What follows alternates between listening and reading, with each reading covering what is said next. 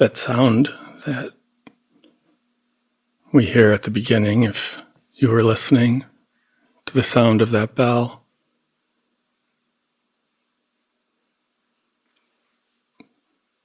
you'll notice how out of nothing this very full resonant sound arose, just at the moment when I struck the side with the mallet.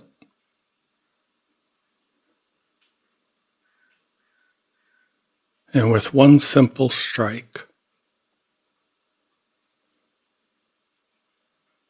that sound resonated for probably 30 seconds there. And it would have gone on resonating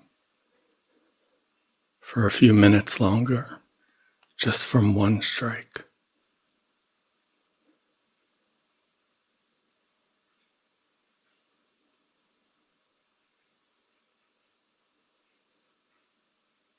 So one of the reasons that a singing bowl or a bell like that can bring us into the meditation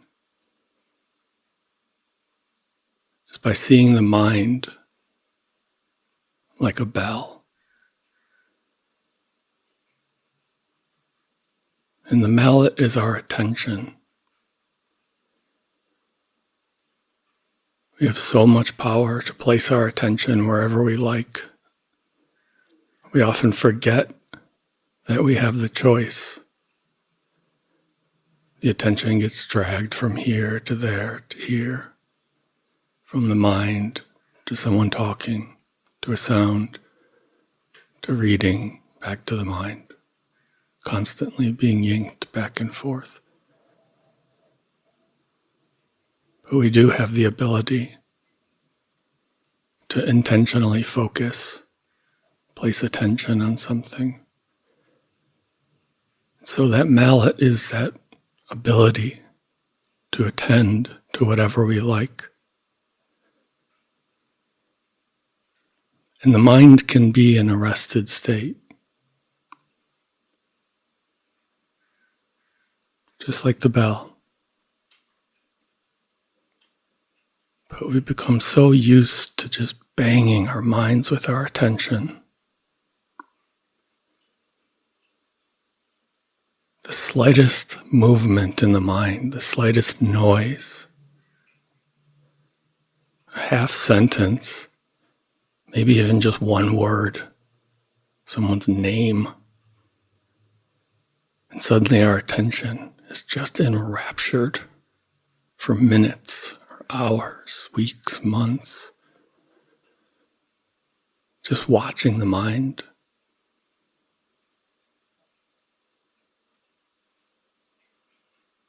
So a simple name might come up and suddenly all the memories of that person come up.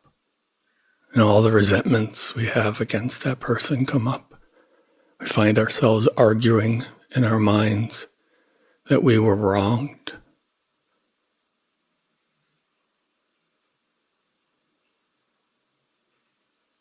And then that leads to more thoughts about when we were wronged like that before. And on, entire days and lifetimes can pass, simply watching this endless trail of fantasy and memory.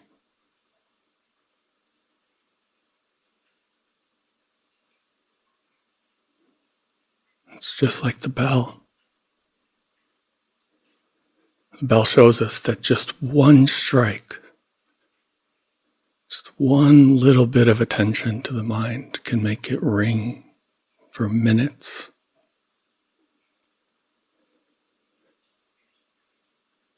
And so in our meditation practice, it would be misguided to try to quiet the mind, because the mind is by nature quiet.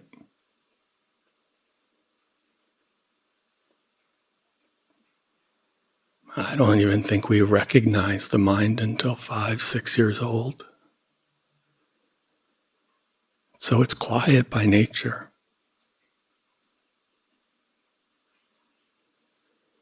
So rather than striving in meditation to quiet the mind, instead we focus on that mallet, start to learn how to just turn away. Just shift attention from that familiar voice in the mind that will talk endlessly about anything, even things it has no knowledge of. It's just an old man, nothing to do but chatter.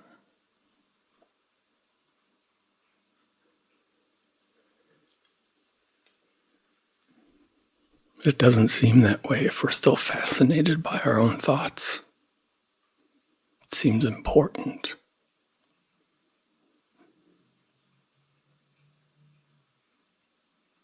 It seems like it protects us from a danger that may never have existed, or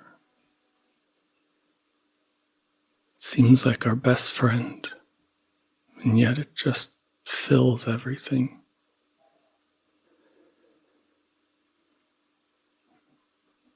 In those moments of extraordinary peace and connection to others or to a higher power, those moments stand out as more vivid and more colorful because the mind comes to a sudden stop. Whether it's falling in love or being with someone you love, or a near-death accident, or something that paralyzes the mind. Suddenly everything becomes more vivid. Life becomes 3D again, and even more.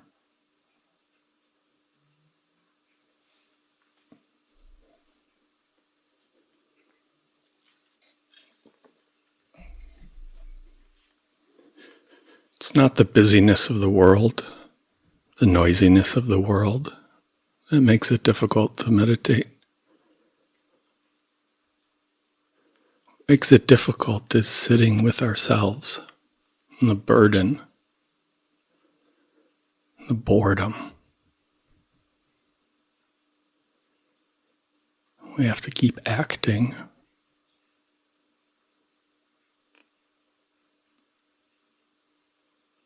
So there comes the problem. If here, as we sit, we're practicing turning our attention away from the mind and its thoughts and towards a higher power, just turning the attention away so that the mind can settle down and become silent.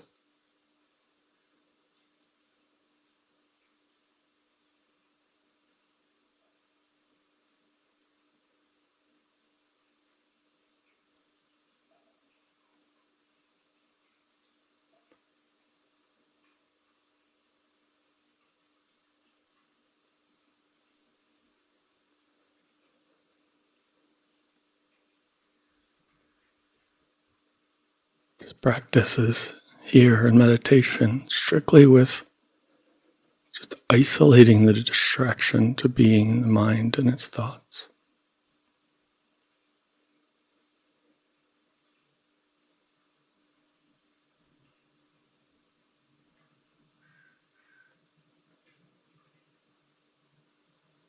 What can we turn to place our attention on? It doesn't require thinking. So it's these autonomic things like breathing, pulse or heartbeat, sensations of warmth or cold, something that hits the senses, which we can have an experience of without thinking about them.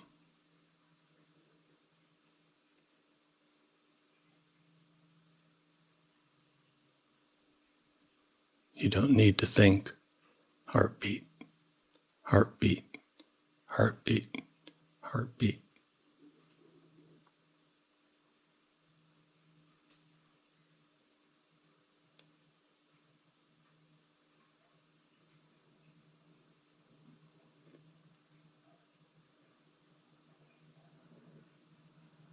There's no failure in this practice either.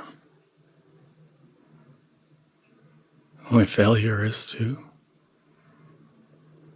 look for results, whether from a single practice or over any time span. It's the surest way to be talked out of spiritual practice. It's looking at it like a vending machine. And the only reason is because it's the mind that's looking for results. And often the mind is controlled by character defects. The mind that fears and desires. Fears activate the character defects.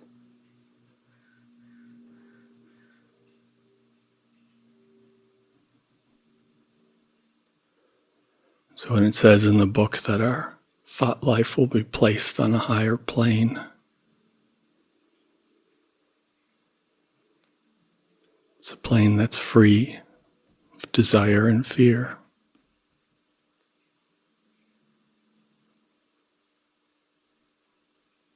And that's possible by repeated experiences of the peace that's your very nature.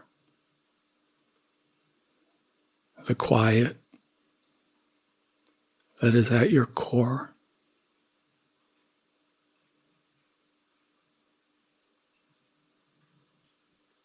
It's a detachment. No longer having to be your name, your past, or your identity as a parent or employee, or whatever other titles you assume. Is falling to a place of anonymity.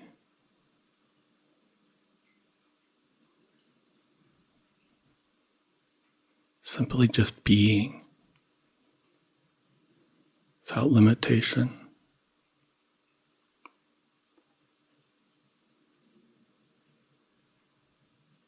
So just keep falling back in this meditation.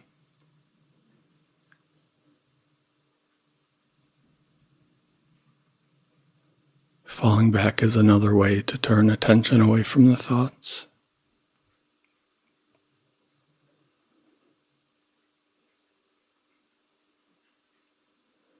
As you sit here,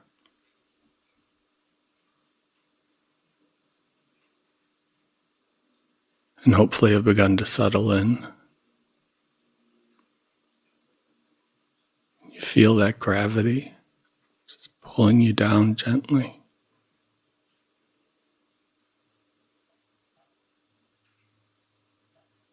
The more that you can let go of the muscle tension that might be in your body,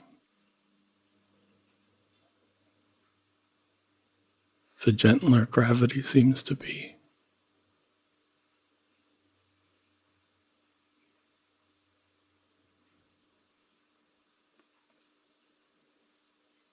And this natural movement of sinking into the body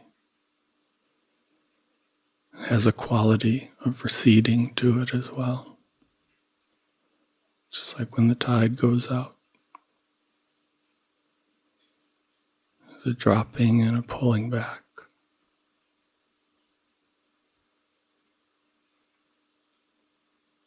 So as your body begins to relax, anytime you notice your attention is on your thoughts, whenever your attention is on a word or an image, just fall back from it. Just go deeper. Fall away from the distraction.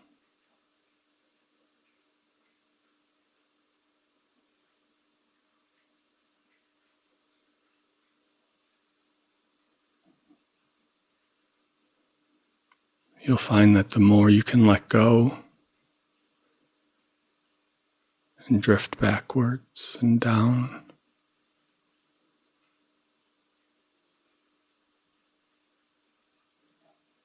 keep discovering deeper parts of yourself.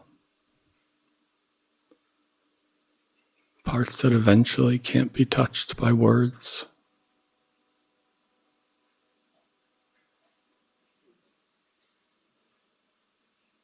You fall back so far from the mind that you can't hear it anymore.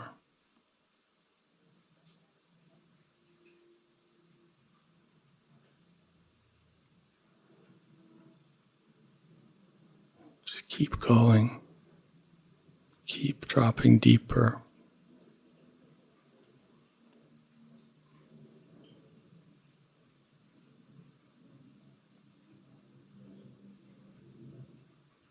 Thoughts will start to slow.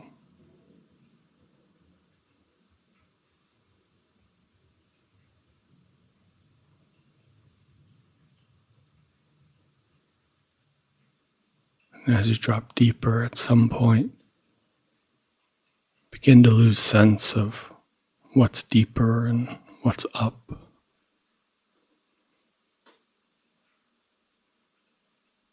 Everything opens.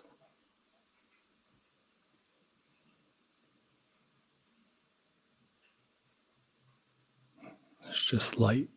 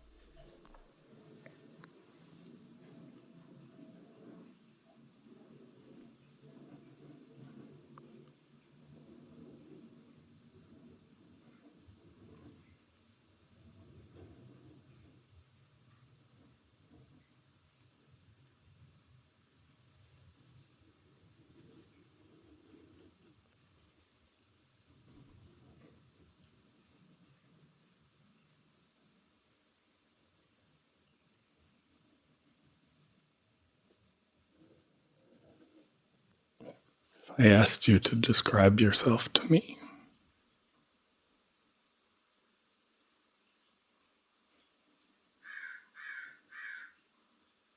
you may be able to give me a full biography, hundreds of thousands of words of who you are. And yet every one of us has had an experience of ourselves that we could never tell another about.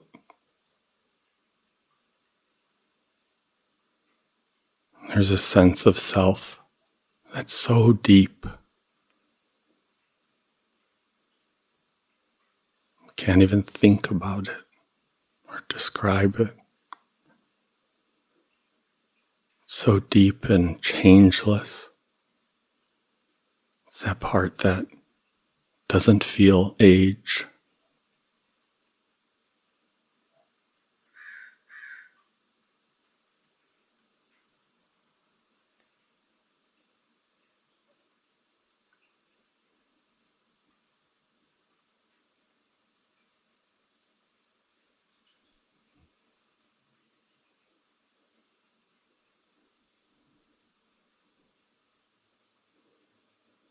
So that part of you, that experience of yourself that you can't tell me, it's where we return to in these meditations. Just go to that place by falling. That place where there's no one to be and there's nothing to do.